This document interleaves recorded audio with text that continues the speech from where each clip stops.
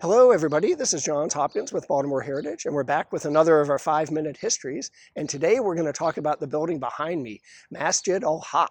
And if you're following along more or less real time, it's Friday, April 9th, and Ramadan is just around the corner. And we thought that we would help celebrate in our Baltimore history-centered way by talking about the mosque behind me. And if you're curious, masjid means mosque, and it's been here since 1958. It's the oldest place of Islamic worship in Baltimore City. But before we talk about the mosque, let's talk a little bit about the building.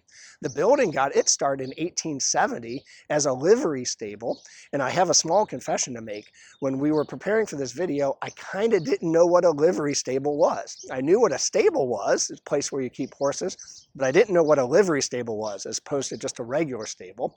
And so I tried to do a little research and find out, and what I found out is that liveries are symbols that were beginning in the 1500s in Europe that were put on vehicles. And back then, vehicles were mostly carriages, horse-drawn carriages. And livery stables were places where, obviously in the days before Zipcar, you could go and rent a horse or a horse and carriage if you had somewhere to go that was too far to walk.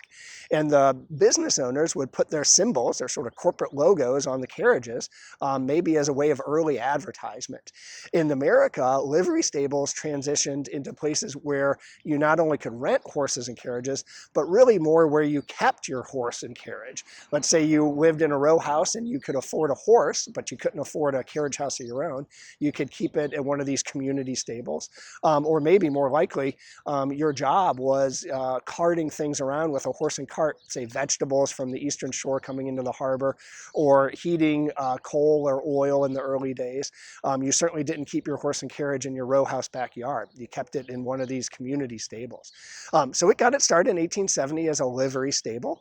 By 1920, the automobile had taken over the horse as a means of transportation, and this stable turned into a garage. So instead of getting your carriage springs fixed, you would get your car suspension fixed here.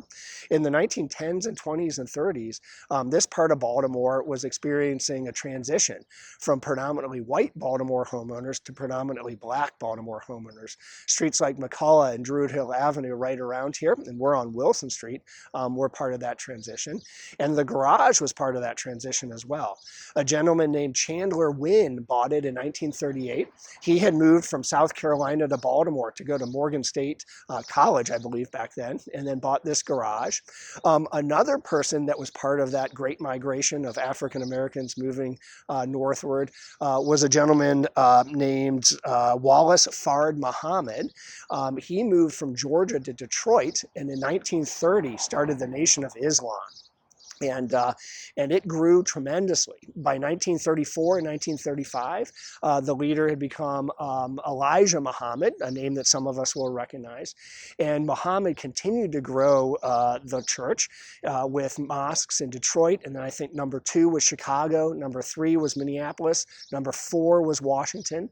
And by the 1940s, we had a group in Baltimore meeting as a Nation of Islam congregation. They didn't get a mosque yet.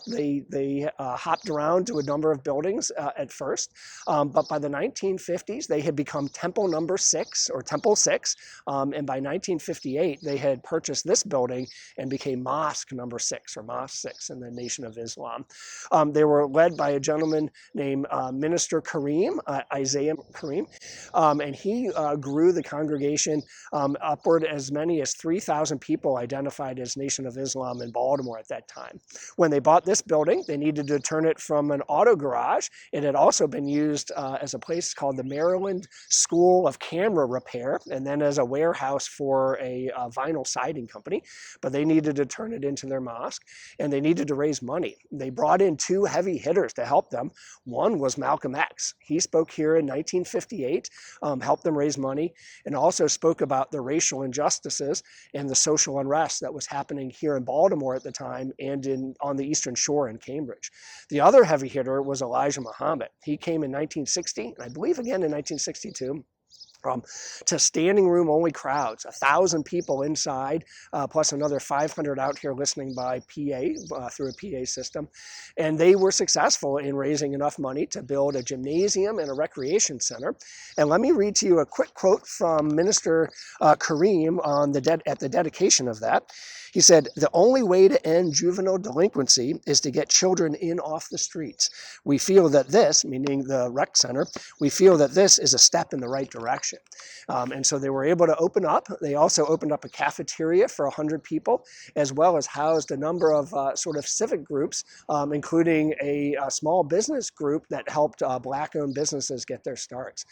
So this really became a hub of civic activity as well as religious life in West Baltimore.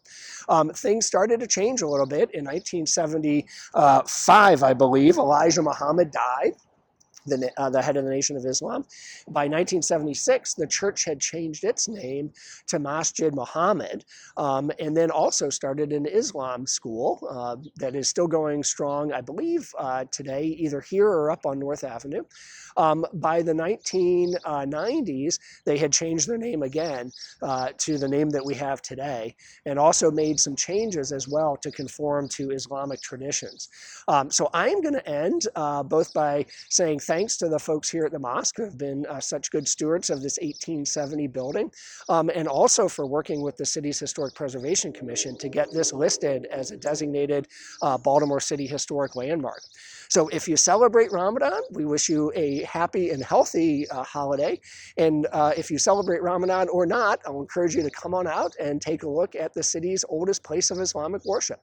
Thanks so much, and we'll see you next time.